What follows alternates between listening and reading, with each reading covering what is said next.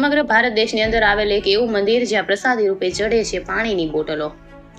ચાણસ્મા તાલુકાના વડાવળી ગામથી મણિપુર ગામ તરફ જતા આવેલ બાળ પૂર્વજ દેવનું મંદિર આસ્થાનું કેન્દ્ર બન્યું.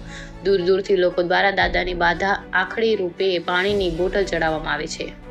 ચાણસ્મા તાલુકાના વડાવળી ગામથી મણિપુર ગામ તરફ જતા રસ્તા પર રોડની સાઈડમાં એક એવું મંદિર આવેલું છે કે જ્યાં મંદિરની આજુબાજુ પાણીની બોટલના ઢગલા જોવા મળી રહ્યા છે. ત્યારે લોકો પણ પાણીની બોટલોના ઢગલા જોઈ આશ્ચર્યચકિત થઈ જતા જોવા મળતા હોય છે. આજુબાજુ વસવાટ કરતા લોકોને આ બાબતે ઇતિહાસ પૂછતા પણ હોય છે.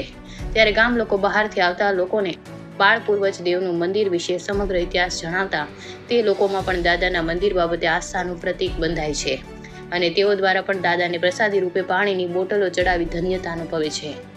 ભારતીય સંસ્કૃતિમાં દેવી દેવતાઓની પૂજા અર્ચના કરવાનું અનેરું મહત્વ છે.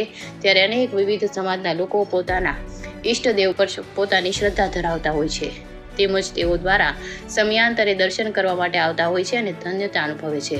ત્યારે પાટણ જિલ્લાના ચાણસ્મા તાલુકાના વડાવળી ગામથી થોડી દૂર આવેલા મણિપુર ગામ નજીક આવેલ રોડની બાજુમાં એક 4 ઈંટો મૂકીને એક નાની અમથી ડેરી બનાવવામાં આવી છે. ત્યાં ઠેર ઠેરથી શ્રદ્ધાળુઓ આવીને પાણીની બોટલ ચડાવી ધન્યતા અનુભવી રહ્યા છે. ત્યારે રસ્તામાં પણ પાણીની બોટલોના રીતસરના મોટા મોટા ઢગ જોવા મળી રહ્યા છે અને ત્યાંથી પસાર થઈ રહ્યા લોકો પણ આશ્ચર્યમાં મુકાઈ જતા હોય છે. ત્યારે બાળ પૂર્વજ દાદા નાની અમથી ડેરીની વાત કરવામાં આવે તો આજથી વર્ષો પહેલા મહેસાણા જિલ્લાના બહુચરાજી તાલુકાના ગુંજાળા ગામેથી દરબાર સમાજના લોકોની જાન ભરીને વાહન આવી રહ્યું હતું. ત્યારે જે વાહન ચાણસ્મા તાલુકાના રામપુરા ગામે જઈ રહ્યું હતું ત્યારે રસ્તામાં આવેલ મણિપુરા તેમજ વડાવલી ગામ વચ્ચે અચાનક ભયંકર અકસ્માત સર્જાતા ત્યાં કેટલાક લોકોના મોત નીપજ્યા હતા.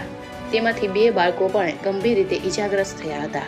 ત્યારે ગંભીર ઈજામાં કણકસતા બાળકો પાણીનો પોકાર કરી રહ્યા હતા.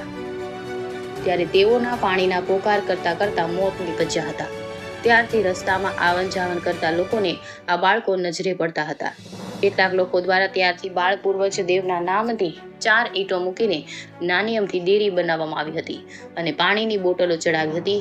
ત્યારથી જ બસ આ જ માન્યતા શરૂ થાય છે અને આજ સુધી પણ બાળ પૂર્વજ દેવ ઘણા ખરા લોકોની મનોકામના પૂર્ણ કરી રહ્યા છે અને લોકો પણ ઠેર ઠેરથી પોતાના મનોકામના પૂર્ણ થતા પાણીની બોટલો ચડાવવા માટે દાદાની ડેરીએ પધારી રહ્યા છે અને આજે પણ આ ડેરીની આજુબાજુ મોટા પ્રમાણમાં પાણીની બોટલોના ઢગલા જોવા મળી રહ્યા છે. રિપોર્ટર રાજુ જોશી, ચાણસ્મા, પાટણ.